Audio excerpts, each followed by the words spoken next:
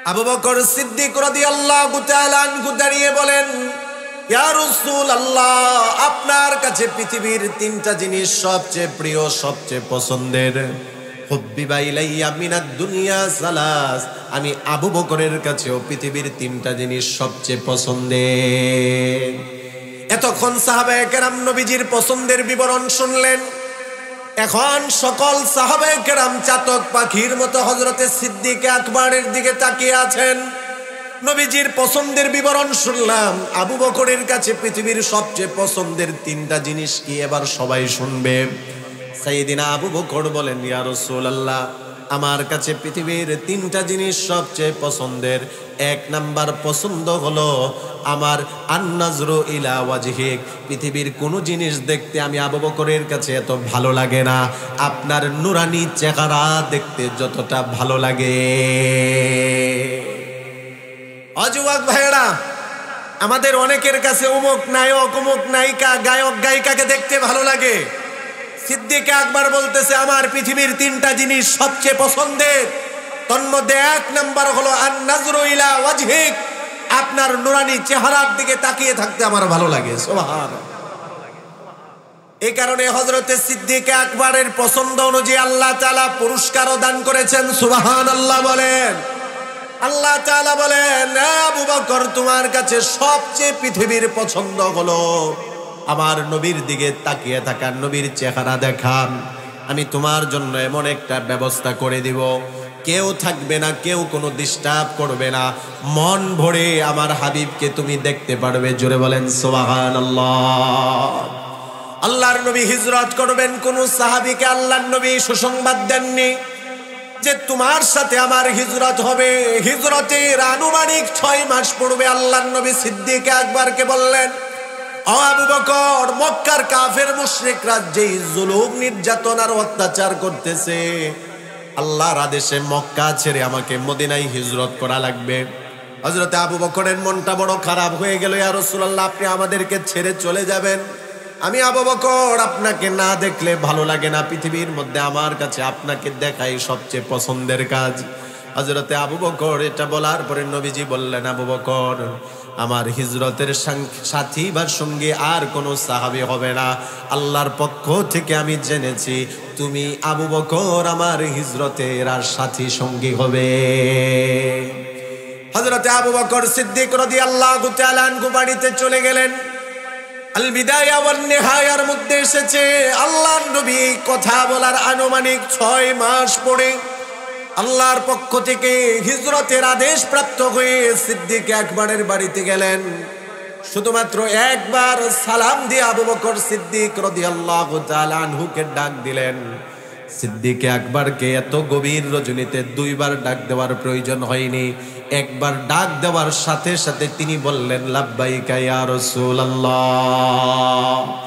আল্লাহর নবী প্রশ্ন করলেন, হে আবু বকর, এই গভীর রজনীতে একবার আমি তোমাকে মাত্র ডাক দিলাম, আগে তো জানাইনি যে আজকে রাত্রে হিজরত হবে। গভীর রজনীতে তুমি কি ঘুমাওনি? একবার ডাক দেওয়ার পরেই তুমি আমার ডাকে সাড়া দিয়ে দিয়েছ। সাইয়েদিনা আবু বকর রাদিয়াল্লাহু তাআলা আনহু বলেন, ইয়া রাসূলুল্লাহ, আজ থেকে প্রায় 6 মাস আগে আপনি আমাকে সুসংবাদ দিয়েছিলেন আপনার সাথে হিজরতের সাথী আর সঙ্গী হব আমি আবু বকর। সেদিন থেকে আমি আবু বকর আমার পিঠ আর বিছানায় লাগাই না। কতটা নবী প্রেম অন্তরে ছিল যে আল্লাহর নবী এসে আমি আবু বকরকে একবারের বেশি দ্বিতীয়বার ডাক দিবে।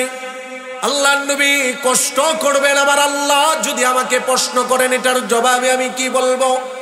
এই জন্য সাইয়েদিনা আবু বকর বলে, ইয়া রাসূলুল্লাহ, আজ থেকে প্রায় 6 মাস ধরে আমি আবু বকর আমার পিঠ বিছানার মধ্যে লাগাই না। যখন আমার ঘুমের প্রয়োজন হয় দরজার সাথে পিঠটা লাগিয়ে আমি কখনো দাঁড়িয়ে দাঁড়িয়ে ঘুমাই, আমি কখনো বসে বসে ঘুমাই, যাতে করে আমার আপনার একবার ডাক দেওয়ার পরে দ্বিতীয়বার ডাকের প্রয়োজন না হয়। লম্বা ঘটনা। হিজরতে আল্লাহর নবী হযরতে আবু বকরকে নিয়ে হিজরত শুরু করলেন। আল্লাহর নবী চলতেছেন, সাথে ওনার একজন সাথী, তিনি হলেন সাইয়েদিনা আবু বকর। গভীর রজনীতে, অন্ধকার রজনীতে হযরতে আবু বকর একবার সামনে যান, একবার পিছনে যান, একবার ডানে যান, একবার বামে যান।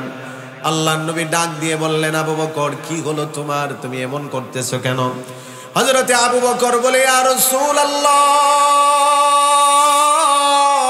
আমি আবু বকর একবার সামনে যাই, একবার পিছনে যাই, একবার ডানে যাই, একবার বামে যাই। তার কারণ হলো আমার কাছে মনে হয় কোন কাফের যেন এই যে সামনের দিক দিয়ে একটা তীর মারলো, আমি এই জন্য সামনের দিকে ছুটে যাই। আবার আমার মনে হয় এই যে কোন কাফের আপনার দুশমন যেন পিছন দিক দিয়ে তীর মারলো, আমি আবু বকর এই কারণে আবার পিছনের দিকে ছুটে যাই। আবার আমার কাছে মনে হয় ডান দিক থেকে তীর আসলে এই জন্য ডান দিকে যাই, বাম দিকে যাই। কেননা ফিদাকা আবি ওয়া উম্মি ইয়া রাসূলুল্লাহ, আমার মা বাবা আপনার উপর উৎসর্গ হোক, আমি আবু বকর জিন্দা থাকা অবস্থায় আপনার গায়ের মধ্যে একটা ফুলের আঘাত লাগবে, এটা আমি সহ্য করব না। বলেন আল্লাহু আকবার।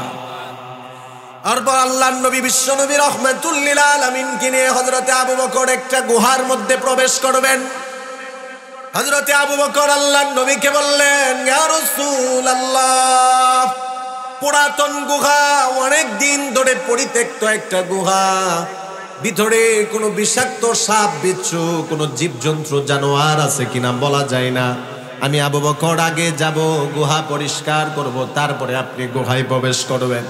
হযরতে আবু বকর গুহার মধ্যে প্রবেশ করলেন, ভিতর থেকে পরিষ্কার পরিচ্ছন্ন করলেন। অনেক পুরাতন গুহা, অনেকগুলো গর্ত তিনি দেখতে পেলেন। কোন কোন বর্ণনায় এসেছে ওই গর্তগুলো ওনার পাগড়ি ছিল, পাগড়ির কাপড় ছিঁড়ে ছিঁড়ে উনি বন্ধ করলেন।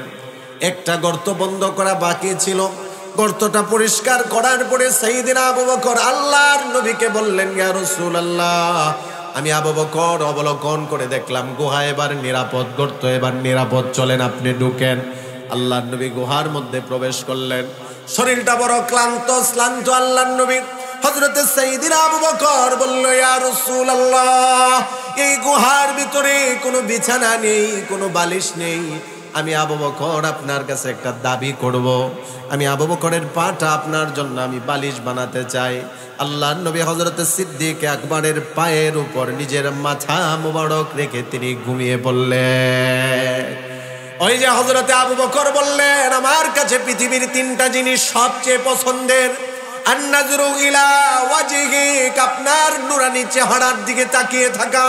আল্লাহ এবার ব্যবস্থা করে দিলেন, আবু বকর কেউ নেই গুহার মধ্যে, গভীর রজনীতে কেউ নেই, কোনো সাহাবী আসবে না, কেউ ডিস্টার্ব করবে না, যত মন চাই মন ভরে মনের চাহিদা পূরণ করে নাও। এত কাজ থেকে নবীজিকে হযরতে আবু বকর ছাড়া আর কেউ দেখার সৌভাগ্য অর্জন করেনি। কেন কেন? ওই যে বান্দার পছন্দ অনুযায়ী আল্লাহ বান্দাকে পুরস্কার দান করেন। সাইয়েদনা আবু বকর বলেন, আমার কাছে পৃথিবীর তিনটা জিনিস পছন্দের, এক নাম্বার আপনার চেহারার দিকে তাকিয়ে থাকা। আল্লাহু আকবার বলেন। আল্লাহ এটারও ব্যবস্থা করে দিলেন।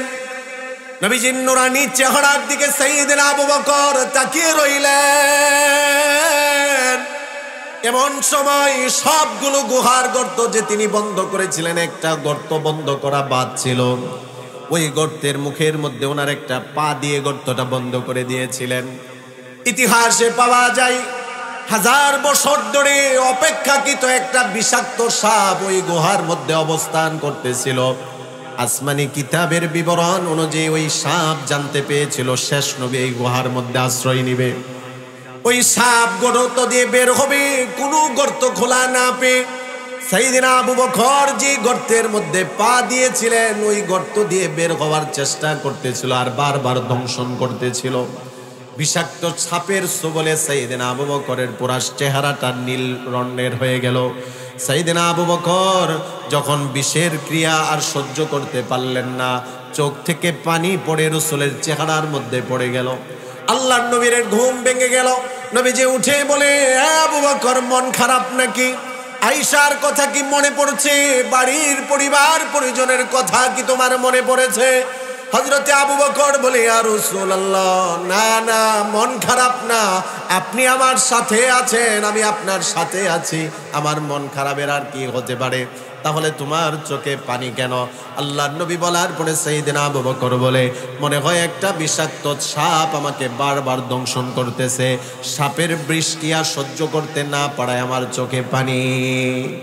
আল্লাহর নবী বিশ্ব নবীর মুজিজা ছিলেন, একটু থুতু মোবারক এনে হযরতে আবু বকরের পায়ের মধ্যে লাগিয়ে দিলেন। পুরা শরীরের মধ্যে যেই বিষ ক্রিয়া ছিল, নবীজির থুতু মোবারকের বরকতে সমস্ত বিষগুলোকে যিনি পানি করে দিলেন, তিনি কে? যে হাদিস বলতেছিলাম, হযরতে আবু বকর বলে, ইয়া রাসূলুল্লাহ, হুব্বিবা ইলাইয়া মিনাদ দুনিয়া সালাত, দুনিয়ার তিনটা জিনিস আমি আবু বকরের কাছে সবচেয়ে পছন্দের। এক নাম্বার হলো আপনার চেহারার দিকে তাকিয়ে থাকা, দ্বিতীয় নাম্বার ইনফাকু মালি আলা হুকমিক। আল্লাহর রাসূল, আপনি শুধু আমি আবু বকরকে আদেশ করবেন আর আমি আবু বকর আপনার আদেশে আল্লাহর রাস্তায় ব্যয় করব, এটা আমার কাছে পছন্দের। তার মানে আল্লাহর রাস্তায় সম্পদ ব্যয় করা, এটা সিদ্দিক আকবর বলেন, পৃথিবীর আমার তিনটা পছন্দের দ্বিতীয় নাম্বার পছন্দ নয় বস্তু।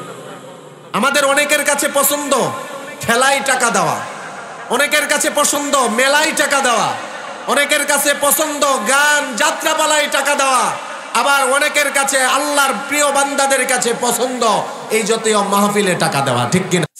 সিদ্দিক আকবর বলে, ইয়া রাসূলুল্লাহ, আমি আবু বকরের কাছে পৃথিবীর সবচেয়ে পছন্দের অন্যতম বিষয় হলো আপনি যত আদেশ করবেন আল্লাহর রাস্তায় ব্যয় করার জন্য আমি শুধু ব্যয় করব। আল্লাহ বলেন, ও আবু বকর, এটা তোমার কাছে পছন্দের, যাও, তোমার সব সম্পদগুলো আমি আল্লাহ দ্বীনের জন্য কবুল করে নিলাম। সবার সম্পদ আল্লাহ তাআলা দ্বীনের কাজে লাগান না। সমাজের এমন কোটি কোটি টাকার অনেক মালিক আছে, তাদেরকে লক্ষ্য করে দেখবেন, গানের অনুষ্ঠানে, যাত্রাপালার অনুষ্ঠানের মধ্যে তার টাকার বড় একটা অংশ আছে, কিন্তু মসজিদ মাদ্রাসায় দ্বীনি কাজে তার টাকার কোনো অংশ নেই। বুঝে নিতে হবে, তার টাকা থাকতে পারে, কিন্তু তার টাকা যিনি পছন্দ করেন না তিনি কে? সিদ্দিক আকবর রাদিয়াল্লাহু তাআলা আনহু, তিনি কিন্তু কোনো গরিব মানুষ ছিলেন না। মক্কায় প্রতিষ্ঠিত ব্যবসায়ীদের মধ্যে অন্যতম একজন ব্যবসায়ী ছিলেন, 40 সহস্রাধিক স্বর্ণ মুদ্রার তিনি মালিক ছিলেন। আল্লাহর নবী তিনি মুসলমান হওয়ার পরে শুধু আদেশ করলেন, আবু বকর, এখানে আল্লাহর রাস্তায় খরচ করো, ওই জায়গায় আল্লাহর রাস্তায় খরচ করো। আল্লাহর রাস্তায় খরচ করতে করতে সিদ্দিক একবার মক্কা থাকা অবস্থায় 34 সহস্রাধিক স্বর্ণ মুদ্রা খরচ করে ফেললেন। হিজরত করে মদিনায় যাওয়ার পরে মসজিদে নববীর জন্য জায়গার প্রয়োজন, অনেক মুসলমানদের কল্যাণের জন্য টাকা পয়সার প্রয়োজন। তাবুক যুদ্ধের যখন ডাক চলে আসলো, হযরতে সিদ্দিক আকবর সহ সকল সাহাবায়ে কেরাম তারা অজস্র দান করলেন। হযরতে আবু বকর রাদিয়াল্লাহু তাআলা আনহু, ওনার জীবনীতে পাওয়া যায়, রাসূল যখন তাবুক যুদ্ধের ব্যাপারে বললেন, যুদ্ধে যেতে হবে আল্লাহর রাস্তায়, কে যার যার সামর্থ্য অনুযায়ী আল্লাহর রাস্তায় দান করবে সে দান করো। সিদ্দিক আকবর তিনি বাড়িতে গেলেন, খেজুর গাছের যে ওনার বাড়ির মধ্যে দেয়াল ছিল, দেয়ালের মধ্যে এভাবে তিনি খুঁজেন, তালাশ করেন। ওনার পরিবার ওনাকে প্রশ্ন করলো, এভাবে আপনি কেন হাতে আঘাত দিয়ে তালাশ করেন? সিদ্দিক আকবর বলেন, আল্লাহর রাস্তায় দান করার জন্য আমার ঘরের মধ্যে যদি একটা সুইও থাকে সেটাও আমি দান করে দিব, এই কারণে এইভাবে আমি তালাশ করতেছি। বলেন আল্লাহু আকবার। ওনার গায়ের মধ্যে মোটা একটা কাপড় ছিল, পাতলা, একবারে পাতলা একটা কাপড় ছিল। সিদ্দিক আকবর তিনি তাকিয়ে দেখলেন, এই পাতলা কাপড়টা তো একটু দামি কাপড়, বাজারে যদি এটা আমি বিক্রি করি, যে টাকা পাবো অল্প টাকা দিয়ে মোটা একটা জামা পরিধান করে ক্রয় করে পরিধান করব, আর বাকি যে টাকা থাকবে সেগুলো আল্লাহর রাস্তায় দান করে দিব। এভাবেই তিনি পাতলা জামাটাও বিক্রি করে দিলেন। যেই টাকা উনি পেলেন, অর্ধেক তিনি আল্লাহর রাস্তায় দান করলেন, আর অর্ধেক টাকা দিয়ে মোটা একটা চটের পোশাক তিনি পরিধান করলেন। আল্লাহর নবীর ডান পাশে সিদ্দিক আকবর বসা আছেন। এমন সময় আল্লাহর নবী তাকিয়ে দেখলেন, আল্লাহ তাআলা ফেরেশতা জিবরাইলকে পাঠিয়ে দিলেন। ফেরেশতা জিবরাইল এসে আল্লাহর নবীকে সালাম দিয়ে বলল, আসসালামু আলাইকা ইয়া রাসূলুল্লাহ। ওগো নবীজি, আপনার জন্য আমার পক্ষ থেকে শান্তি বর্ষিত হোক, আপনি সালাম গ্রহণ করেন। আল্লাহর নবী জিব্রাইলের দিকে তাকিয়ে দেখেন জিব্রাইলের মাথার মধ্যে যে পাগড়ি আছে, মোটা কাপড়ের পাগড়ি, গায়ের মধ্যে যেই জামা, সেই জামাটাও মোটা কাপড়ের জামা। আল্লাহর নবী জিব্রাইলকে বললেন, এই জিব্রাইল, এমন পোশাকে তো তোমাকে কখনো দেখিনি, আজকে কেন তুমি এমন পোশাকে আসলে?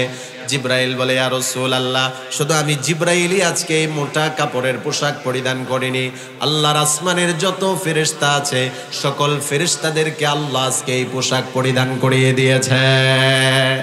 আল্লাহর নবী বললেন, জিব্রাইল, কেন তোমরা আজকে এই মোটা কাপড়ের পোশাক পরিধান করলে? জিব্রাইল আমিন বলে, ইয়া রাসূলুল্লাহ, ওই যে আপনার পাশে বসে আছে আপনার সাহাবী আবু বকর, তার দিকে একটাবার তাকিয়ে দেখেন। আল্লাহর নবী তাকিয়ে দেখলেন হযরত সিদ্দিক আকবরের দিকে, ভালো করে খেয়াল করে দেখলেন সিদ্দিক আকবরের গায়ের মধ্যে যেই মোটা কাপড়, এই একই বর্ণের একই কালারের কাপড় হলো জিব্রাইলের গায়ে। আল্লাহর নবী জিব্রাইলকে প্রশ্ন করলেন, না জিব্রাইল, আজকে তোমরা সবাইকে আবু বকরের মতো কাপড় পরেছো? জিব্রাইল বলে, ইয়া রাসূলুল্লাহ, আবু বকরের দানে আল্লাহ এত খুশি হয়েছেন, আজকে আসমানের সকল ফেরেশতাদেরকে আবু বকরের রঙে আল্লাহ রঙিন করে দিয়েছে। এবার হযরতে জিব্রাইল আল্লাহর নবীকে বলে, ইয়া রাসূলুল্লাহ, এই যে আপনার সাহাবী আবু বকর, তার সব সম্পদ আল্লাহর রাস্তায় ব্যয় করেছে, এই জন্য পুরস্কার হিসাবে আল্লাহ আবু বকরকে সালাম পাঠিয়েছে।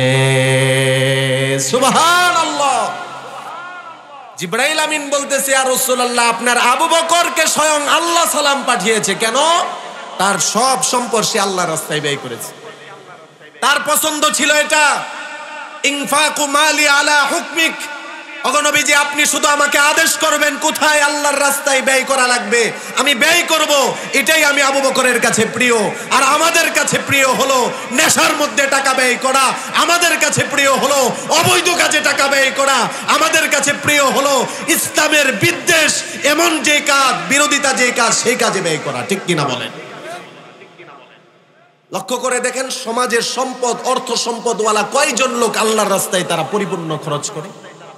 বরং ভালো করে হিসাব করলে দেখা যাবে অধিকাংশ সম্পদশালীরা তাদের সম্পদ গুনাহের কাজে বেশিরভাগ ব্যয় করে। ঠিক কিনা বলে? আর এখন তো বর্তমানে এমন একটা পরিস্থিতি হয়ে দাঁড়িয়েছে, যুব সমাজের হাতে টাকা আসলে অধিকাংশ যুব সমাজ এই টাকা ভালো রাস্তায় কি ব্যয় করবে, এগুলো তার মদ আর নেশার মধ্যেই চলে যায়। ঠিক কিনা? যত দিন যাচ্ছে তত আমাদের যুব সমাজ মাদকাসক্ত হচ্ছে। এটার বাস্তবতা আছে কি নাই? আমি কক্সবাজার টেকনাফে গিয়েছিলাম এক সপ্তাহ সফরে। যেখানেই যাই সেখানেই বলে, হুজুর বয়ান করবেন শুধু মাদকের ব্যাপারে, মাদকের ব্যাপারে, মাদকের ব্যাপারে। কেন? যত দিন যাচ্ছে আমাদের অনেক যুব সমাজের চরিত্র নষ্ট হচ্ছে। ঠিক কিনা বলে? নেশার মধ্যে মত্ত হয়ে যাচ্ছে।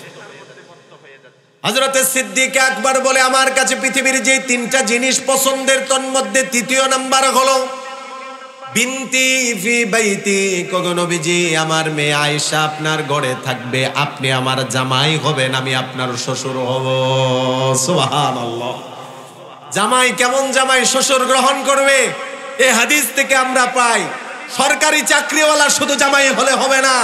হ্যাঁ, যদি সরকারি চাকরিওয়ালা হওয়ার পরে যদি দিনদার হয় তাহলে ভালো, আর যদি দিনদার না হয়, শুধু সরকারি চাকরি দেখে, টাকা পয়সা আর সম্পদ দেখে মেয়ে বিবাহ দিলে সুখ শান্তি হবে না। ঠিক কিনা বলেন?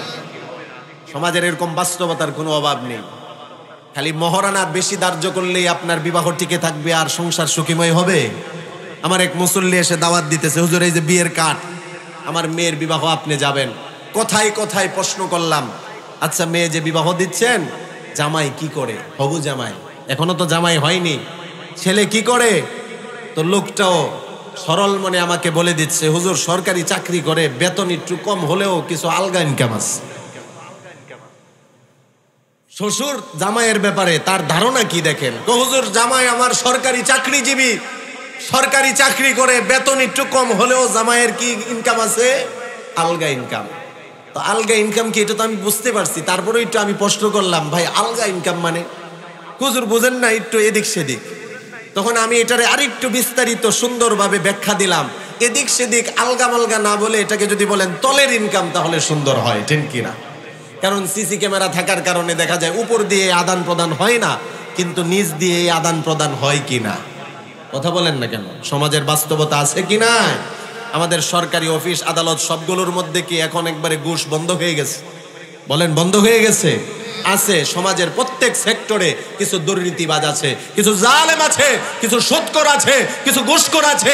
যতদিন পর্যন্ত এরা না সরবে দেশ আমাদের সুখীময় শান্তিময় হবে না, ঠিক কিনা বলেন? না হয় একজনের পরে আরেকজন আসবে, এই চুরির অভ্যাস থেকেই যাবে। এ কারণে আমাদের সমাজকে পরিবর্তন করা চাই, ব্যক্তিকে পরিবর্তন করা চাই, পরিবারকে পরিবর্তন করা চাই, সমাজকে পরিবর্তন করা চাই, রাষ্ট্রকে পরিবর্তন করা চাই। কখন সম্ভব হবে? আল্লাহর কোরআন যখন কায়েম হবে। জুড়ে বলেন ঠিক কিনা? আমরা কোনো দলের পক্ষেও না, দলের বিরুদ্ধেও না, তবে কথা আমাদের একটাই, ভালো মানুষ আমাদের দেশের দায়িত্বশীল হোক, ভালো মানুষ আমাদের দেশের ক্ষমতায় যাক, যাদের দ্বারা দেশের সম্পদ বাহিরে পাচার হবে না, ঠিক কিনা বলেন? চিন্তা করে দেখেন, বিগত সরকারের জমানায় 15-16 বছরে কোটি কোটি দেশের টাকা বাহিরে পাচার হয়েছে। যেই পরিমাণ দেশের টাকা বাহিরে পাচার হয়েছে, যদি দেশের টাকা দেশে থাকতো বাংলাদেশে কখনো অভাব অনটন আসতো না, বলেন ঠিক কিনা? এই চোরদেরকে দমন করতে হবে। এবং আমাদের দাবি, আগেও আমাদের দাবি, এখনো দাবি, এই অন্তর্বর্তীকালীন সরকারের কাছে যেই সমস্ত চোরেরা আমাদের সম্পদ চুরি করেছে ক্ষমা করা যাবে না, দৃষ্টান্তমূলক শাস্তি এদেরকে দেওয়া লাগবে, বলেন ঠিক কিনা? যাতে করে ভবিষ্যতে আর কোনো চোর এই জায়গায় বসে চুরি করতে সাহস না পায়, ঠিক কিনা বলেন? আল্লাহর কোরআনের বিধান সমাজে কায়েম হোক, রাষ্ট্র পরিচালিত হোক আল্লাহর কোরআনের বিধান দ্বারা। আল্লাহর কসম, বাংলাদেশ থাকবে না, সোনার মদিনা হয়ে যাবে, ঠিক কিনা বলেন? চোর যদি চুরি করে, কোরআনের বিধান 10 দিরহাম পরিমাণ যদি সে সম্পদ চুরি করে, কোরআনের বিধান হাত কেটে দাও। জেনাকারী যদি জেনা করে, তাহলে কোরআনের বিধান আছে। মদখোরের জন্য কোরআনের বিধান আছে, অন্যায়ভাবে হত্যাকারীর জন্য কোরআনের বিধান আছে। এই বিধানগুলো যে বাস্তবায়িত হতো বিগত 15-16 বছরে, অনেক মার বুক খালি হতো না, বলেন ঠিক কিনা? অন্যায়ভাবে নিরপরাধ অসহায় কত মানুষকে হত্যা করা হয়েছে, তার কোনো সংখ্যা নাই, ঠিক কিনা বলেন? এজন্য সমাজে যদি শান্তি আমাদের চাই, আল্লাহর কোরআনের বাস্তবায়ন করা লাগবে। হযরত সিদ্দিক আকবর বলেন, আমার পছন্দের বিষয় হলো আমার মেয়ে আপনার ঘরে থাকবে, আপনি আমার জামাই হবেন, আমি আপনার শ্বশুর হব।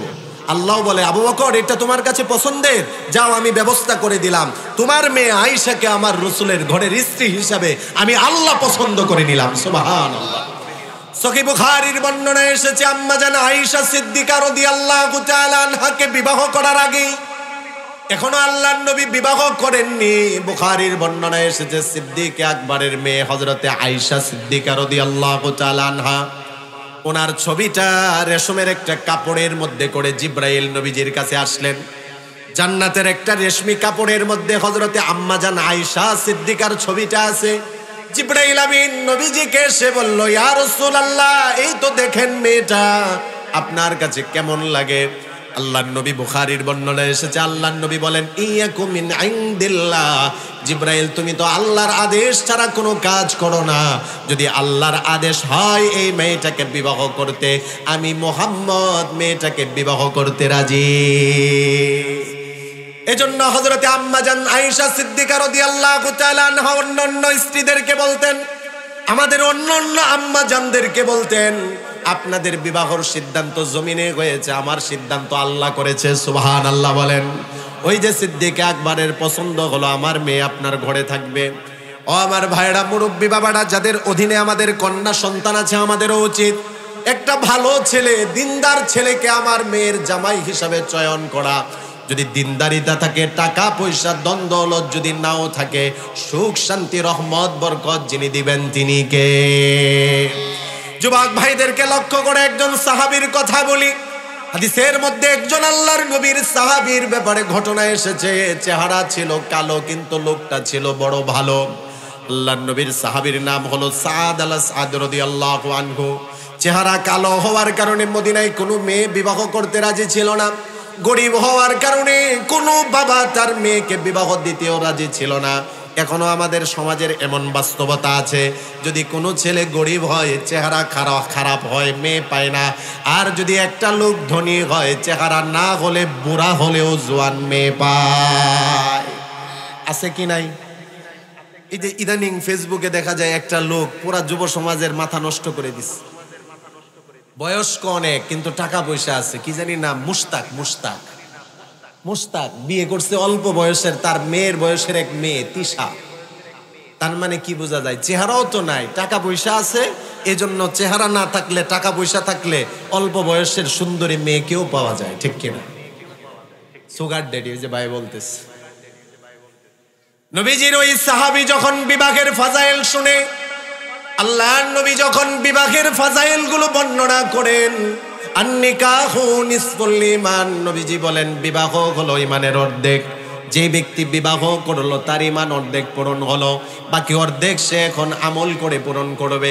আল্লাহর নবীর এই সমস্ত ফাজাইলের কথাগুলো শুনে সাহাবী কান্না করে, আহারে আমি গরিব হওয়ার কারণে, চেহারা কালো হওয়ার কারণে বিবাহ করতে পারছি না, তার মানে আমার ঈমান পরিপূর্ণ হচ্ছে না। ঈমান পরিপূর্ণ না হলে আমি তো জান্নাতও পাবো না। নবীজির কাছে গিয়ে চোখের পানি ছেড়ে দিল। আল্লাহর নবী ওই সাহাবীর ব্যথার যন্ত্রণা তিনি বুঝতে পারলেন। নবীজি বললেন, সাদ তুমি কান্না করো না, কালো বলে কোনো মেয়ে বিবাহ বসতে রাজি না, গরিব বলে কেউ তোমাকে বিবাহ দিতে রাজি না, টেনশন করো না, আমি নবীজি তোমার বিবাহের ব্যবস্থা করে দিব। আল্লাহর নবী বললেন, সাদ যাও, তুমি যাও। মদিনায় কিছুদিন আগে আমার একজন সাহাবী, বড় ধনী ব্যবসায়ীদের মধ্যে অন্যতম ব্যবসায়ী যিনি ছিলেন, নাম হলো ইবনে ওয়াক্কাব।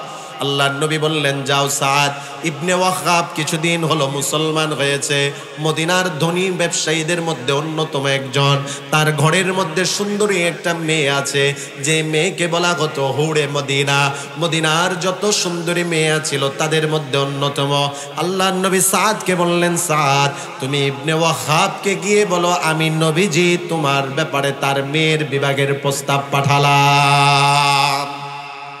আল্লাহর নবীর কথা শুনে হযরতে সাদ চলে গেলেন। ইবনে ওয়াহাব রাদিয়াল্লাহু তাআলা আনহুকে যখন তিনি প্রস্তাব দিলেন, হযরত ইবনে ওয়াহাব প্রথমে মনে করেছিলেন রাসূল নিজের জন্য বিবাহের প্রস্তাব পাঠিয়েছেন। পরে যখন শুনতে পেলেন যে এই কালো গরিব সাহাবীর জন্য প্রস্তাব পাঠিয়েছেন, সাময়িকের জন্য তিনি ওই সাহাবীকে বললেন, তুমি চলে যাও, আমি পরামর্শ করে জানাবো। কিন্তু ওই সাহাবীর কন্যা পর্দার আড়াল থেকে সব শুনতে পাচ্ছিলেন। যখন নবীজির সাহাবী ফিরে যাবে, মেয়েটা পর্দার আড়াল থেকে বাবাকে ডাক দিয়ে বলল, বাবা কত বড় দুঃসাহসের কাজ আপনি করতেছেন, রাসূল তার একজন সাহাবীর ব্যাপারে আমার বিবাহের প্রস্তাব পাঠিয়েছেন, আপনি ফিরিয়ে দিচ্ছেন। যদি রাসূল এই প্রস্তাব আপনি ফিরিয়ে দেন, রাসূল ব্যথা পাবেন, কষ্ট পাবেন। রাসূল যদি মনে কষ্ট পান, আল্লাহ নারাজ হবে। আর যদি আল্লাহ নারাজ হয়ে যায়, যে আল্লাহ আপনাকে ধনী বানিয়েছেন, সম্পদ দান করেছেন, আমাকে সৌন্দর্যতা দান করেছেন, যে আল্লাহ দিতে পারেন সেই আল্লাহ নিতেও পারেন। বলেন ঠিক কিনা? জোরে বলেন। সম্পদ দেওয়ার মালিক কে? ক্ষমতা দেওয়ার মালিক কে? আবার নেওয়ার মালিকও কে? এই কারণে দেখা যায় দুপুরের খাবার খাওয়ারও সুযোগ হয় না। কথা বলেন না ঠিক কিনা? কত কষ্ট করে অনেক পদের রান্না বান্না হয়েছিল, কিন্তু আমাদের মাননীয় প্রধানমন্ত্রী খাওয়ার সুযোগটাও হয়নি, না খেয়ে উনি আমাদেরকে একা রেখে চলে গেছেন, ঠিক কিনা? তার মানে ক্ষমতা আল্লাহ দিতে পারেন, আবার আল্লাহ নিতে পারেন। মনে রাখতে হবে, ক্ষমতা পেয়ে, টাকা পেয়ে অহংকার আর বড়াই করা যাবে না। অহংকার আর যদি বাড়াবাড়ি কেউ করে, আর যদি জুলুম আর নির্যাতন করে, যে আল্লাহ দিতে পারে সে আল্লাহ নিতেও পারে, ঠিক কিনা বলেন? কিছুদিন আগে জামালপুর গিয়েছিলাম, সেখানে আমাদের ওই যে একজন লোক আছে, মাঝে মধ্যে আমাদেরকে বলতো, ইতা মোল্লা মৌলবী গুনার টাইম নাই, ইতা হুজুরদেরকে গুনার আমাদের টাইম নাই। লোকটার কথা আপনারা অনেকে জানেন, মাথায় চুল নাই, হ্যাঁ, টাকলা বললেই হয়, মুরাদার বলা লাগে না, টাকলা বললেই হয়। এই লোকটা খুব বাড়াবাড়ি অহংকার করেছিল ক্ষমতা পেয়ে, নেতৃত্ব পেয়ে। কিন্তু এখন আজকে খোঁজ নিয়ে দেখেন, কোরআনের সাথে, কোরআনওয়ালাদের সাথে, মুসলমানদের সাথে বাড়াবাড়ি করে কেউ টিকে থাকতে পারে না, ঠিক কিনা? আবার আমাদের আরেকজন সেই নারায়ণগঞ্জের কিছুদিন পর পরই বলতো, আসো খেলা হবে। এখন উনি খেলাধুলা বাদ, কালকে থেকে ফেসবুকে দেখা যায় ছবি, উনি মক্কায় গিয়ে উমরা করে দাড়ি টাড়ি রেখে উনি এখন বলতেছে, আমি খেলাধুলার মধ্যে আর নাই, আমি এখন ইবাদতে আসি। কারণ বুঝতে পারছে এই খেলাধুলা মুসলমান আর আলেমদের সাথে বিরোধিতা করে লাভ নাই। এদেরকে অনেক বিরোধিতা করেছি, অনেক জুলুম করেছি, এখন আল্লাহর ইবাদত ছাড়া কোনো উপায় নেই, ঠিক কিনা বলেন? যদি মন থেকে তওবা করে তাহলে আল্লাহ তাআলা ক্ষমা করুক, আর যদি তওবা না করে এখনো যদি সেই বিদ্বেষ থাকে, এদেরকে আল্লাহ ক্ষমা করবে না, ঠিক কিনা বলেন? তো নবীজির ওই যে সাহাবী যখন ফিরে যাচ্ছে, যে কথা বলতেছিলাম, মেয়ে বলতেছে, আব্বা আল্লাহর রাসূল মনে ব্যথা পাবেন, কষ্ট পাবেন, আপনি সাহাবীকে ফিরিয়ে আনেন। সাহাবীকে ফিরিয়ে আনার পরে পর্দার আড়াল থেকে মেয়ে বলতেছে, ও নবীজির সাহাবী, রাসূল আপনার ব্যাপারে আমার বিবাহের প্রস্তাব পাঠিয়েছে, আমি আপনার সাথে বিবাহ বসতে রাজি আছি। সুবহানাল্লাহ। মেয়েটা বলতেছে, ও আল্লাহর নবীর সাহাবী যান, আপনি রাসূলের কাছে ফিরে যান আর নবীজিকে গিয়ে বলবেন আমি আমার বিবাহের জন্য রাসূলকে উকিল বানালাম, আমার বিবাহের মহারানা যেন রাসূল ধার্য করে দেয়। নবীজির কালো সাহাবীর মনটা বড় আনন্দিত হয়ে গেল। অনেক দিন পরে তার মনের কামনা বাসনা পূরণ হবে। শুধুমাত্র তাই না, মদিনার সুন্দরী মেয়েদের মধ্যে অন্যতম সুন্দরী মেয়েকে সে বিবাহ করবে। বড়ই হাস্যোজ্জ্বল চেহারা নিয়ে নবীজির কাছে গেলেন। আল্লাহর নবীর চেহারা দেখেই বুঝতে পারলেন যে কাজ হয়ে গেছে।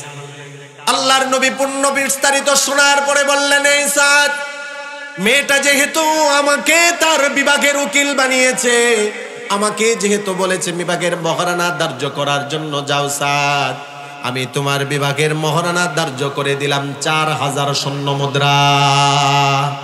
এটা শোনার পরে ওই সাহাবীর মুখ থেকে সব হাসি চলে গেল।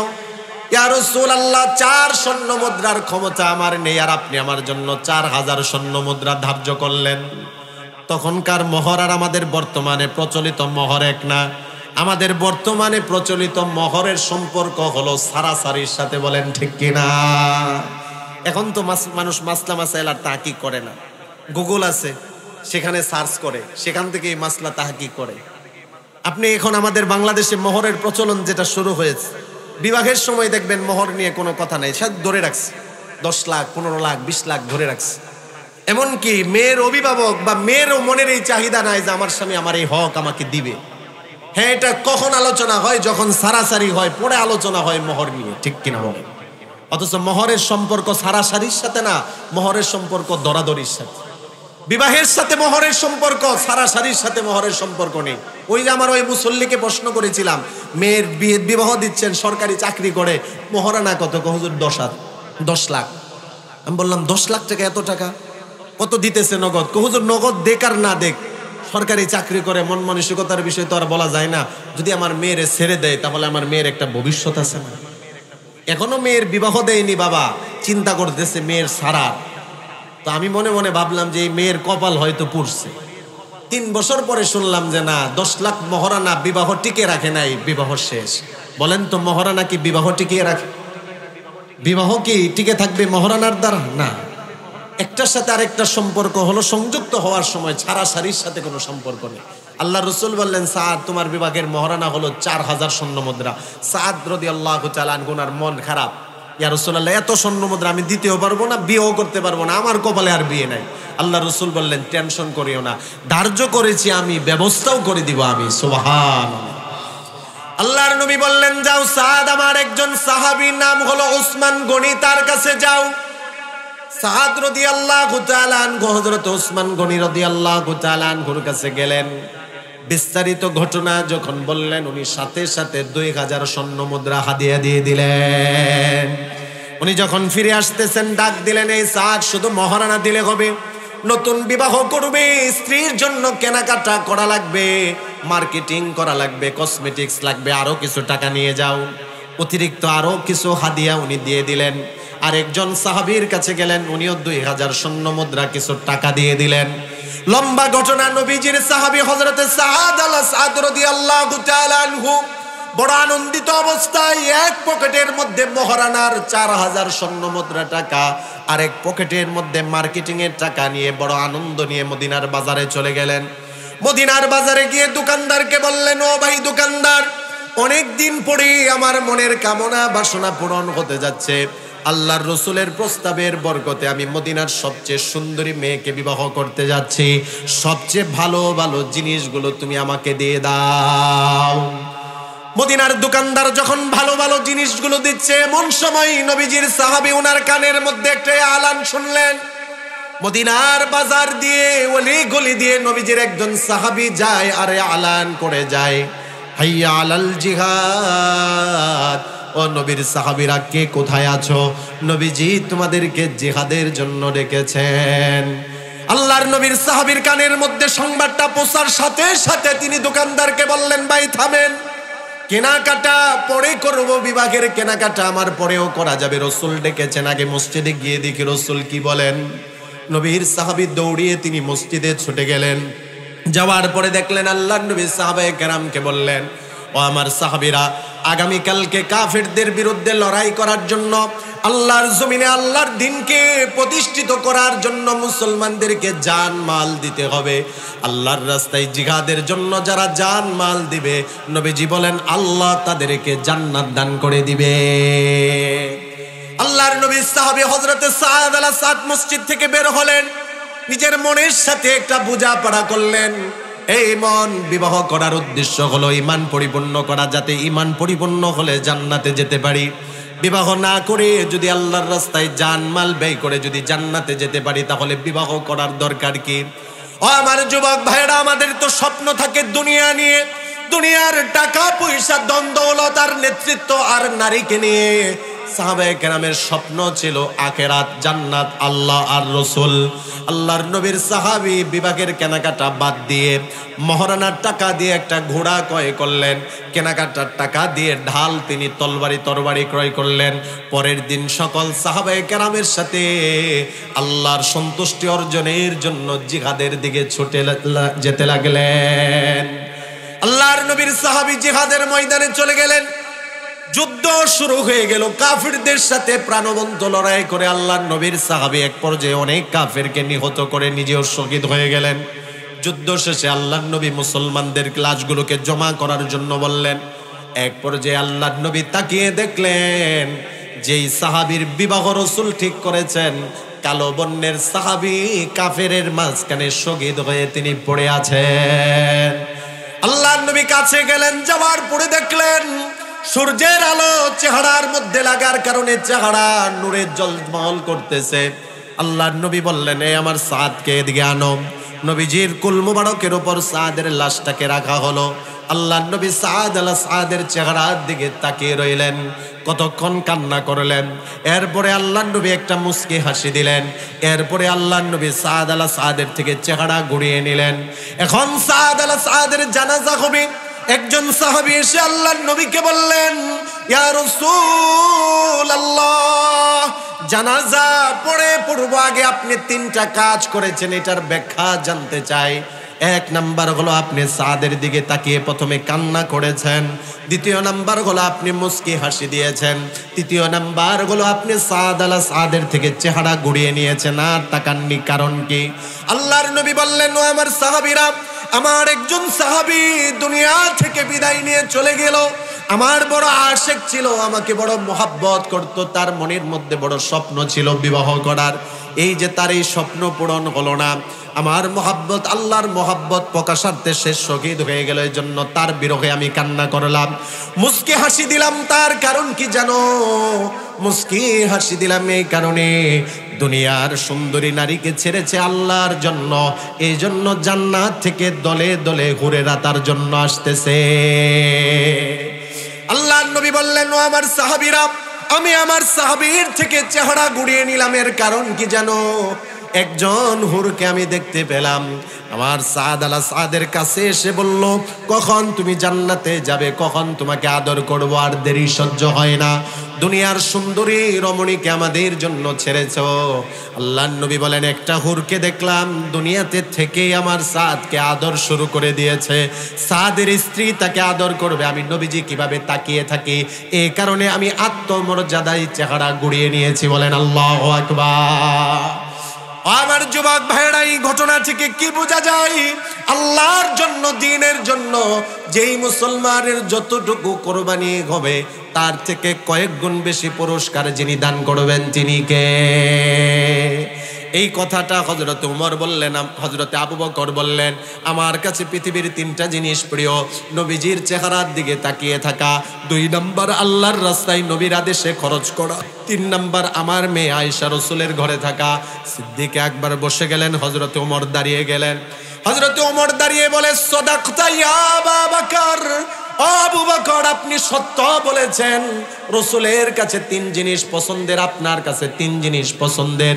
আমি ওমরের কাছে হুব্বিবা ইলাইয়া মিনাদ দুনিয়া সালাস, আমি ওমরের কাছেও 3টা জিনিস পছন্দের। সবাই এবার তাকিয়ে আছেন, দেখি হযরতে ওমরের পছন্দের জিনিসগুলো কি। হযরতে ওমর বলেন, আমার কাছে এক নাম্বার পছন্দের জিনিস হলো আল আমরু বিল মারুফ, সৎ কাজের আদেশ দেওয়া। দ্বিতীয় নাম্বার পছন্দের জিনিস হলো ওয়ান নাহয়ু আনিল মুনকার, মানুষকে অসৎ কাজ থেকে বিরত রাখা। হযরতে সিদ্দিক আকবরের পছন্দ যেহেতু এটা, আল্লাহ বলেন সিদ্দিক, হযরতে ওমরের পছন্দ যেহেতু এটা, আল্লাহ বলেন ওমর, যেহেতু সৎ কাজের আদেশ করা, অসৎ কাজ থেকে বিরত রাখা তোমার পছন্দের, তোমাকে অর্ধ পৃথিবীর শাসক আমি বানিয়ে দিলাম। হযরতে ওমর বলে, আমার কাছে 3 নাম্বার পছন্দের জিনিস হলো লুবসু সিয়াবিল খালিকা, পুরাতন কাপড় পরিধান করা। এই কথা বলার পরে হযরত ওসমান দাঁড়িয়ে গেলেন। ওসমান রাদিয়াল্লাহু তাআলা দাঁড়িয়ে বললেন, সাদাকাতা ইয়া ওমর, ও ওমর আপনি সত্য বলেছেন। আমি ওসমানের কাছে হুব্বিবা ইলাইয়া মিনাদ দুনিয়া সালাস, 3টা জিনিস পছন্দের। হযরত ওসমান বলেন, আমার কাছে 1 নাম্বার পছন্দের হলো ইতআমুল জিআন, ক্ষুধার্ত মানুষের মুখের মধ্যে খানা তুলে দেওয়া। দ্বিতীয় নাম্বার আমি ওসমানের কাছে পছন্দের বিষয় হলো, আমি ওসমান বড় পছন্দ করি কিসওয়াতুল উরিয়ান, বস্ত্রহীন মানুষকে পোশাক দেওয়া।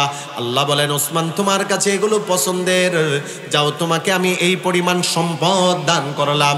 মক্কা মদিনায় এমন কেউ ছিল না যে হযরতে ওসমানের খাবার না খেয়েছে। বলেন আল্লাহু আকবার। বান্দার পছন্দ অনুযায়ী আল্লাহ বান্দাকে পুরস্কার দান করেন। ওসমান বলেন, 3য় নাম্বার আমার কাছে পছন্দের বিষয় হলো তেলাওয়াতুল কোরআন, আল্লাহর কোরআন তেলাওয়াত করা। হযরতে ওসমানকে আল্লাহ পুরস্কারও দান করেছেন, ওসমান তোমার কাছে কোরআন তেলাওয়াত করা পছন্দের, যাও তোমার মৃত্যুটা হবে কোরআন তেলাওয়াতরত অবস্থায়।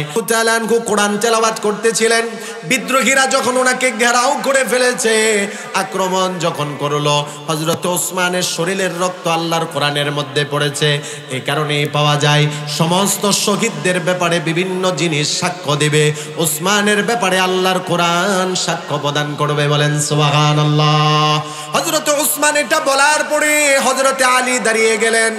আলী দাঁড়িয়ে বলেন, সাদাকাতা ইয়া ওসমান, ও ওসমান আপনি যা বলেছেন সত্য বলেছেন। রাসূলের কাছে 3 জিনিস পছন্দের, আবু বকরের কাছে 3 জিনিস পছন্দের, হযরতে ওমরের কাছে 3 জিনিস পছন্দের, আপনি ওসমানের কাছে 3 জিনিস পছন্দের। হযরতে আলী বলেন, হুব্বিবা ইলাইয়া মিনাদ দুনিয়া সালাস, আমি আলীর কাছেও 3টা জিনিস সবচেয়ে বড় পছন্দের। 1 নাম্বার হলো হযরতে আলী বলেন, আস-সাইফ আদ-দারবু বিস-সাইফি, আমি আলীর কাছে তরবারির দ্বারা আল্লাহর রাস্তায় জিহাদ করা পছন্দের। সুবহানাল্লাহ বলেন। এই কারণে হযরতে আলীর এই পছন্দ অনুযায়ী আল্লাহ পুরস্কারও দান করেছেন। খাইবরের যুদ্ধে খাইবরের ফটক নিয়ে হযরতে আলী লড়াই করেছেন, যেই ফটকের ওজন ছিল 80 মণ। আল্লাহু আকবার। খাইবরের যুদ্ধ চলতেছে, ঢাল তরবারি ভেঙে গেছে, খাইবরের ফটক নিয়ে কাফেরদের বিরুদ্ধে লড়াই শুরু করে দিলেন। পরের দিন আল্লাহর রাসূল হযরত আলী রাদিয়াল্লাহু তাআলা আনহুকে বলতেছেন, আলী এই ফটকটা উঁচা করো তো, 1 হাতে চেষ্টা করেন, 2 হাতে চেষ্টা করেন, সম্ভব না। তার মানে আল্লাহর রাসূল বলেন, আলী গতকালকে তুমি আল্লাহর সন্তুষ্টির জন্য লড়াই করতেছিলে, তোমার হাতের উপর আল্লাহর কুদরতি হাত ছিল, যার কারণে এত বড় খাইবরের ফটক তুমি হাতে ধরে লড়াই করেছো। আল্লাহু আকবার। বান্দার পছন্দ অনুযায়ী বান্দাকে আল্লাহ পুরস্কার দান করবেন। হযরত আলী বলেন, আমার কাছে 2য় নাম্বার পছন্দের বিষয় হলো আস-সাওমু ফিস-সাইফ, গ্রীষ্মকালের রোজা। শীতকালের রোজার কিন্তু সহজ, কিন্তু গরমের মৌসুমে রোজা কঠিন। আর যে আমলে কষ্ট বেশি, কঠিন বেশি, ওই আমলের সওয়াবও বেশি। ঠিক কিনা? হযরত আলী রাদিয়াল্লাহু তাআলা আনহু বলেন, আমার কাছে পৃথিবীর সবচেয়ে পছন্দের 3য় নাম্বার বিষয় হলো ইকরামুদ দাইফ, মেহমানকে তার যথোপযুক্ত সম্মান প্রদর্শন করা। এভাবে হযরতে আলী সহ 4 জন সাহাবী ওনাদের 4টা পছন্দের কথা বললেন। জিবরাইল আমিন এসে বলতেছে, আমি যদি দুনিয়ার মানুষ হতাম আমার কাছেও 3টা জিনিস পছন্দের। আল্লাহ বলতেছেন জিবরাইলকে, জিবরাইল আমার হাবিব এবং সাহাবায়ে কেরামকে জানিয়ে দাও, তাদের এই গল্পের মজলিসটা আমার কাছে বড় ভালো লাগতেছে, আমি আল্লাহর কাছেও 3টা জিনিস পছন্দের। সুবহানাল্লাহ। তাও আমার বলা উদ্দেশ্য, এই হাদিসটা আমাদের রুচির পরিবর্তন করা দরকার, পছন্দের পরিবর্তন করা দরকার, আমাদের ইচ্ছাবোধ পরিবর্তন করা দরকার, টার্গেট পরিবর্তন করা দরকার। দুনিয়া নিয়ে স্বপ্ন, দুনিয়া নিয়ে ইচ্ছা, এই নেতৃত্ব, টাকা পয়সা, এগুলোর বড়াই অহংকার আর নয়। এখন ইসলাম নিয়ে স্বপ্ন দেখা লাগবে। ঠিক কিনা বলেন? আল্লাহর কোরআন নিয়ে স্বপ্ন, নিজের আমল নিয়ে নিজেকে সাজাতে হবে। যে ব্যক্তির জীবন আমল দ্বারা সুসজ্জিত হবে, ওই ব্যক্তির দুনিয়াতেও কোনো টেনশন নেই, আখেরাতেও কোনো টেনশন নেই। ঠিক কিনা বলেন? এজন্য সর্বশেষ আমলের কথা একটা বলবো, সেটা হলো প্রত্যেক দিন যদি সময় হয়, যে হাদিসটা আমি বুখারীর তেলাওয়াত করেছি, আবু হুরায়রা রাদিয়াল্লাহু তাআলা আনহু থেকে বর্ণিত, তিনি বলেন আল্লাহর রাসূল বলেছেন, আল্লাহর নবী বলেন, যেই ব্যক্তি প্রতিদিন মান ক্বালা সুবহানাল্লাহি ওয়া বিহামদিহি ফি কুল্লি ইয়াউমিন মিআতা মাররা, বুখারীর বর্ণনা, যে ব্যক্তি প্রতিদিন সুবহানাল্লাহি ওয়া বিহামদিহি 100 বার পড়বে, উত্তত খাতায়াহু ওয়া ইন কানাত মিথলা জাবাদিল বাহার, তার জীবনের যত গুনাহ আছে সমুদ্রের ফেনা পরিমাণ গুনাহ হলেও যিনি ক্ষমা করবেন তিনি কে? এবার কত সময় আমাদের নষ্ট হয়, যুবক ভাইয়েরা মোবাইলে ফেসবুকে সময় নষ্ট করে, ব্যবসায়ী ভাইয়েরা দোকানে যদি বেচাকেনা নাও থাকে শুধু শুধু মোবাইলে বসে বসে সময় নষ্ট করে, চাকরিজীবী ভাইয়েরা যতক্ষণ চাকরি করে ততক্ষণ চাকরি, আর চাকরির পরে হাতের মধ্যে চলে আসে মোবাইল। এলাকার মা বোনদের অবস্থাও একই, মোবাইল না থাকলে চলে আসে টিভি সিনেমা নাটকের মধ্যে ঘন্টা কি ঘন্টা সময় নষ্ট করে। এজন্য আমি অনুরোধ করে বলবো, আজ থেকে অযথা সময় নষ্ট করব না, যখনই সময় পাবো সুবহানাল্লাহি ওয়া বিহামদিহি। সহজ না কঠিন? কথা বলেন, সহজ না কঠিন? সুবহানাল্লাহি ওয়া বিহামদিহি 100 বার পড়বো, জীবনের গুনাহ যদি সমুদ্রের ফেনা পরিমাণ হয় সেটাও আল্লাহ ক্ষমা করে দিবে। জোরে বলেন সুবহানাল্লাহ। বুখারীর সর্বশেষ হাদিসের বর্ণনা, আল্লাহর নবী বলেন, কালিমাতান হাবিবাতান ইলার রহমান খফিফাতান আলাল লিসান সাকিলাতান ফিল মিজান, দুইটা কালিমা এমন আছে যেই দুইটা কালিমা আল্লাহর কাছে বড় পছন্দের। আল্লাহর নবী বলেন, দুইটা কালিমা এমন আছে জবানে উচ্চারণ করা একেবারেই সহজ, কিন্তু আমার যে উম্মত উচ্চারণ করবে, আমল করবে, আল্লাহ তাদের মিজানের দাড়ি পাল্লাই সে আমলকে ওজনদার বানিয়ে দিবে। কি দুইটা কালিমা? আল্লাহর নবী বলেন, সুবহানাল্লাহি ওয়া বিহামদিহি সুবহানাল্লাহিল আযীম, এই দুইটা কালিমা। এবার আরেকটা আমলের কথা, নামাজের পরে আল্লাহর নবী বলেন, মুসলিমের বর্ণনা, মান সাব্বাহাল্লাহ দুবুরা কুল্লি সালাতিন সালাসাও ওয়া সালাসিন, যে ব্যক্তি প্রত্যেক ফরজ নামাজের পরে 33 বার সুবহানাল্লাহ, জোরে বলেন কতবার?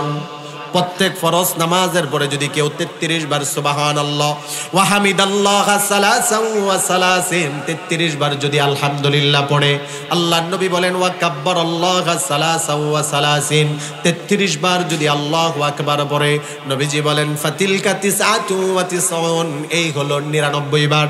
33 বার সুবহানাল্লাহ, 33 বার আলহামদুলিল্লাহ, 33 বার আল্লাহু আকবার। এবার বলেন 3 33 কত হলো? 99 বার।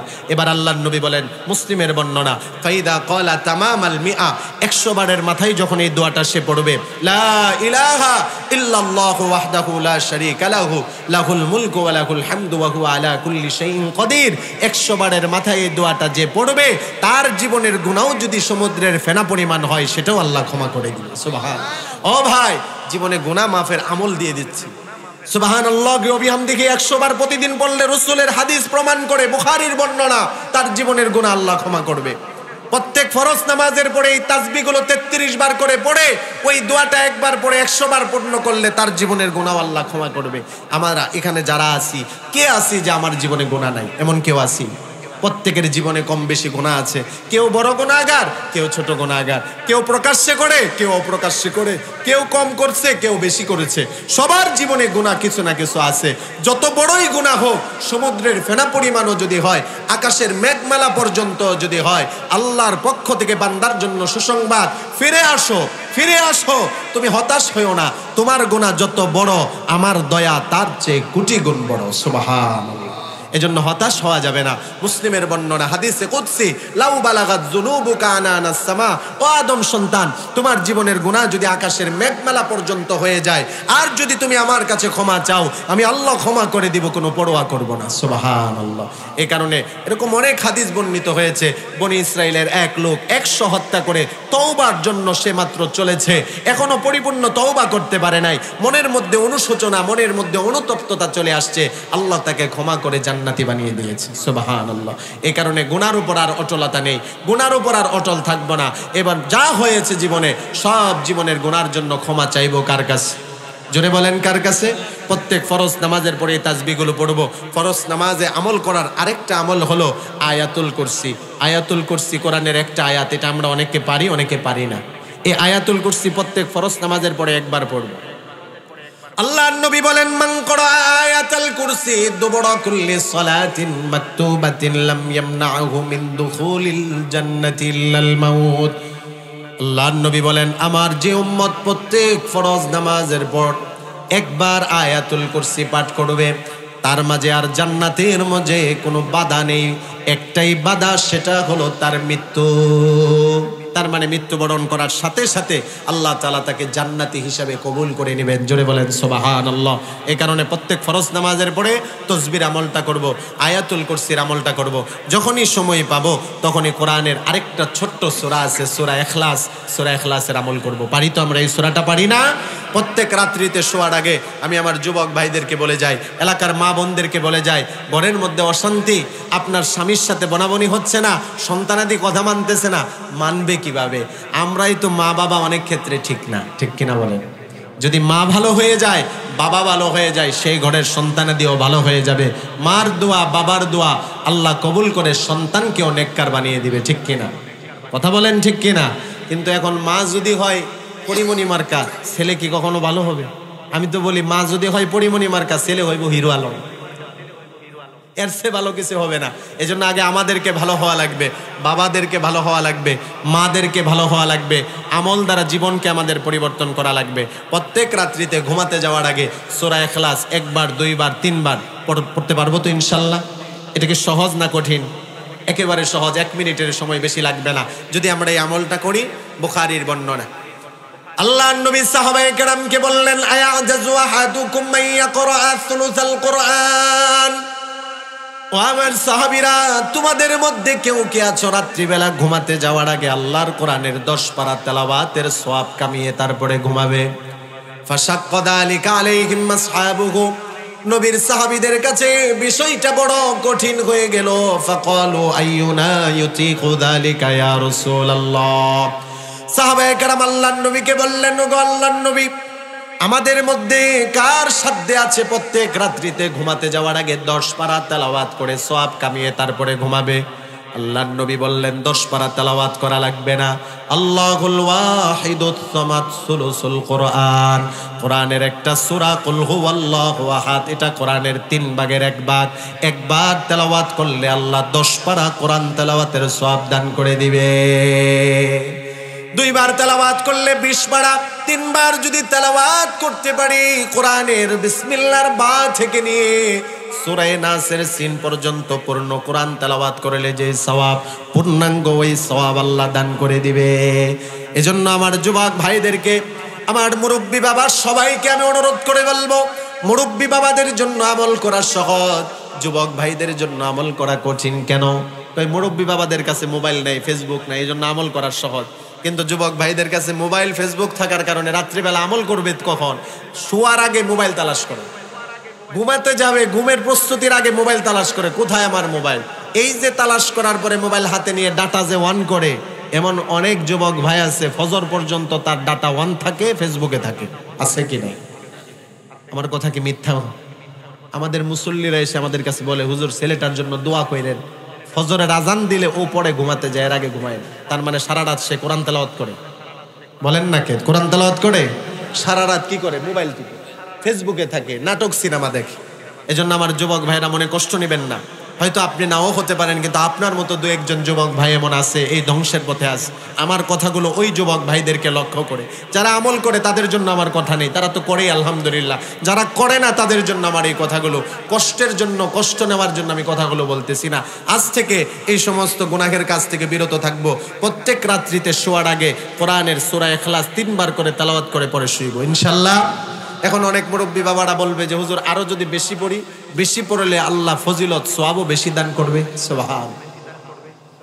নবীজির হাদিস প্রমাণ করে আল্লাহর নবী বলেন, মান করা কুল হুয়াল্লাহু আহাদ, আল্লাহর যে বান্দা বান্দি প্রতিদিন কুল হুয়াল্লাহু আহাদ সূরাটা হাত্তা ইয়াখতিমাহা 10 মাররাত 10 বার তেলাওয়াত করবে, বানাল্লাহু লাহু কসরান ফিল জান্নাহ, আল্লাহ তাআলা জান্নাতে তার জন্য একটা প্রাসাদ বানিয়ে দিবে।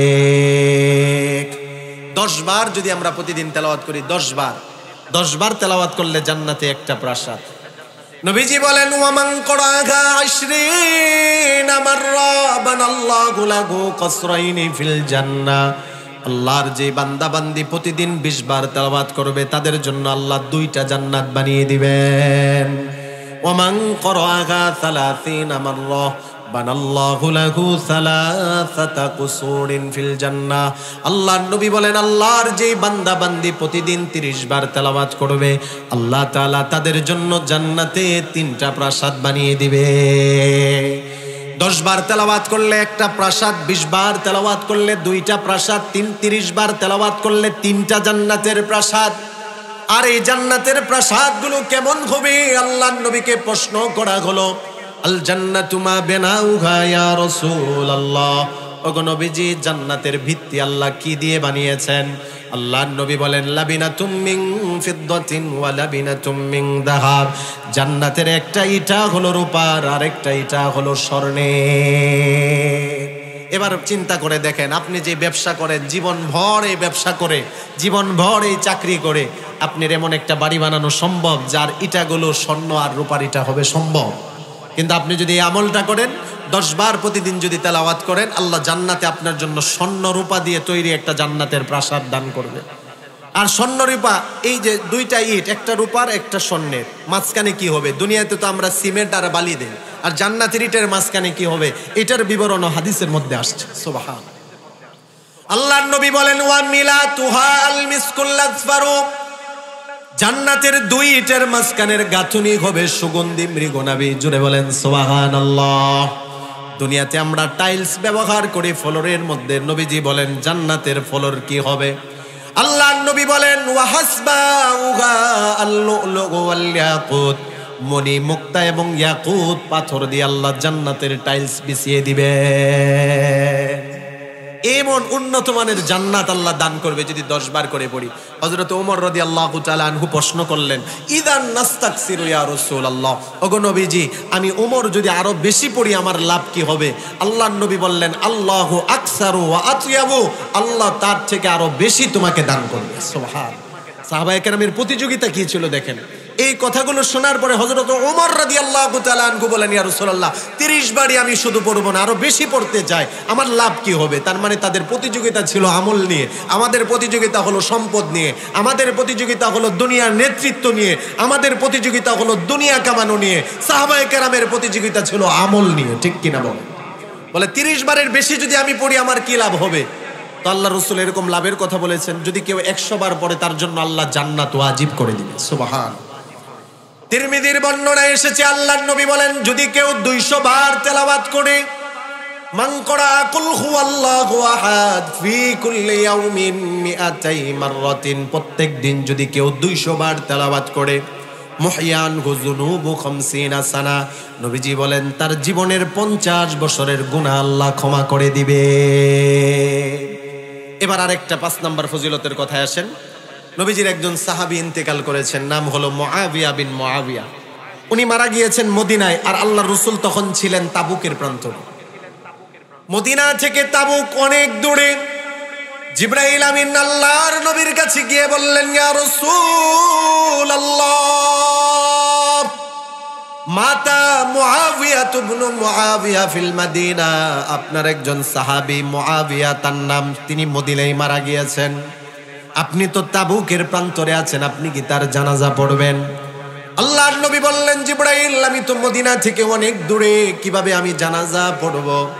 আল্লাহর নবীর প্রশ্নের উত্তরে জিবরাইল বললেন, শুধুমাত্র তাবুক থেকে মদিনা কেন, পুরা পৃথিবীটাকে আল্লাহ আপনার জন্য সংকুচিত করে দিবেন।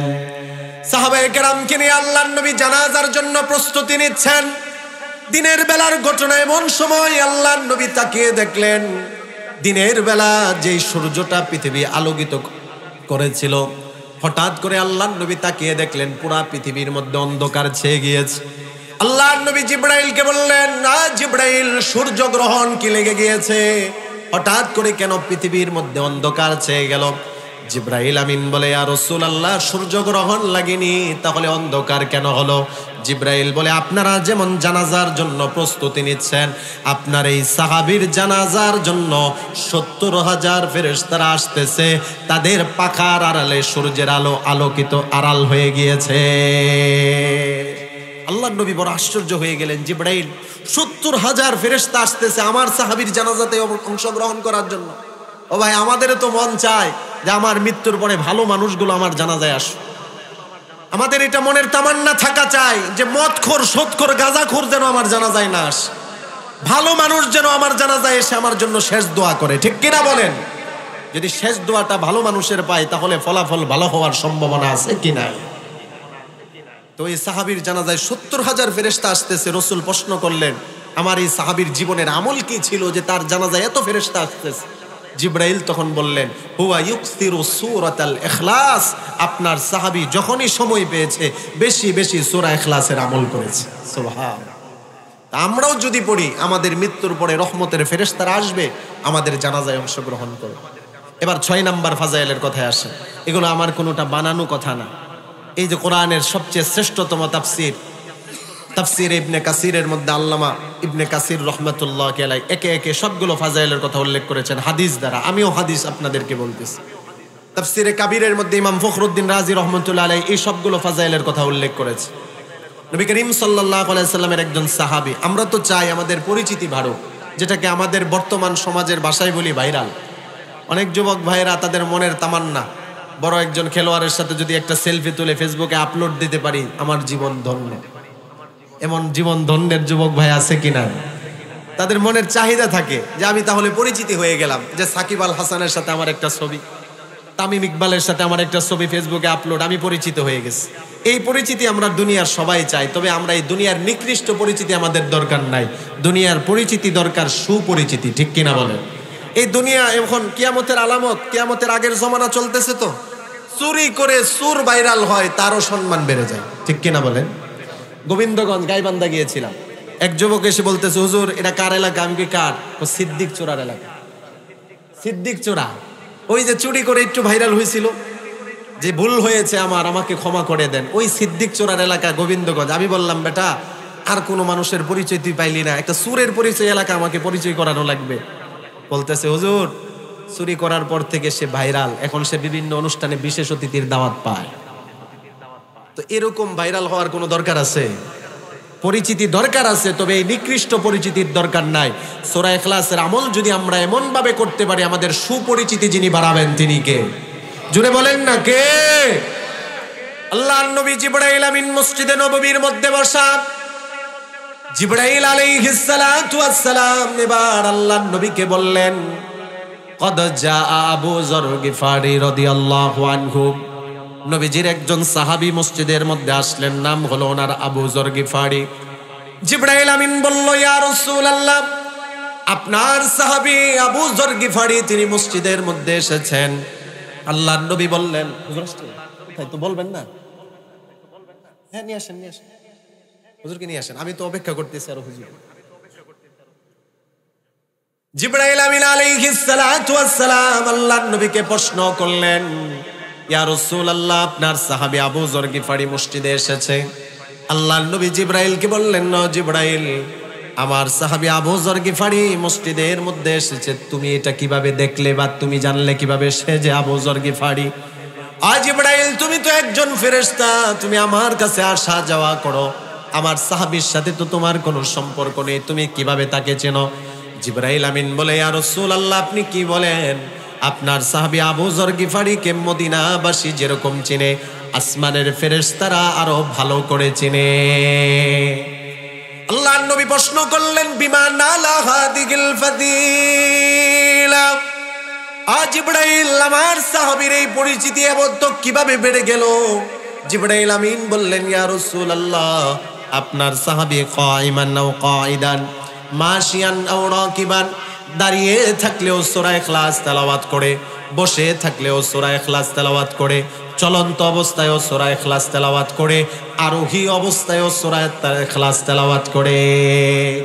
ওই সাহাবী সর্ব অবস্থায় দাঁড়িয়ে থাকলেও সূরা ইখলাস, বসে থাকলেও সূরা ইখলাস, সর্ব অবস্থায় তিনি সূরা ইখলাস পড়তেন। তো আমরাও যদি সর্ব অবস্থায়, চাকরি করতেছি, সমস্যা কি? আমার হাতে আমি আমার কাজ করতেছি, আমার জবান কেন বন্ধ? অনেক ভাইরা কাজ করা অবস্থায় গুনগুনিয়ে গান বলে, আমার কষ্ট লাগে। কেন? মুসলমানের জবানে থাকবে গুনগুনিয়ে আল্লাহর কোরআনের তেলাওয়াত। ঠিক কিনা বলেন? আপনি ব্যবসায়ী দোকানে বসে আছেন, আপনার দোকানের মধ্যে, আপনার ক্যাশের মধ্যে যখন কাস্টমার নিয়ে আপনি বসে বসে কোরআন তেলাওয়াত করেন, সূরা ইখলাসের আমল করেন, আপনার জীবন যিনি সুন্দর করবেন তিনি কে? এলাকার মা বোনদেরকেও বলবো, এই আমলের কথা শুধু পুরুষের জন্য না, মা বোনদের জন্য, নিঃসন্দেহে মা বোনদের জন্য। ওনারা শুধু ঘরের মধ্যে বসে থাকবে না, ওনারাও ঘরের সাংসারিক কাজগুলো করে আমলটা করবে। আল্লাহ সংসার সুখীময় করবে, পরিবার সুখীময় করবে, জীবন শান্তিময় করবে। এই সূরার মহাব্বত অন্তরে রাখবো। এই মহাব্বত একদিন আমাকে আল্লাহর জান্নাতে নিয়ে যাবে। জোরে বলেন সুবহানাল্লাহ। মসজিদে কুবার জন্য আল্লাহর নবী একজন সাহাবীকে ইমাম বানিয়ে পাঠালেন। কিন্তু আমাদের ইমাম সাহেবের বড় আশ্চর্য অভ্যাস, ইমাম সাহেব যখনই তেলাওয়াত করে সূরা ফাতিহার পরে সূরা ইখলাস তেলাওয়াত করে। আল্লাহ রসুলের কাছে প্রশ্ন করা হলো, আল্লাহ রসুল সাহাবীকে প্রশ্ন করলেন, সাহাবী বলতেছে এই সূরাটাকে আমি বড় মহাব্বত করি, ভালোবাসি। আল্লাহর নবী বললেন, ইন্না হুব্বাকা ইয়্যাহা আদখালাকাল জান্নাহ, এই সূরার মহাব্বত তোমাকে আল্লাহর জান্নাতে নিয়ে যাবে। সুবহানাল্লাহ। আল্লাহ আমাদেরকে এই সূরাকে মহাব্বত করে এই যে আমলের কথাগুলো বললাম এবং রসুল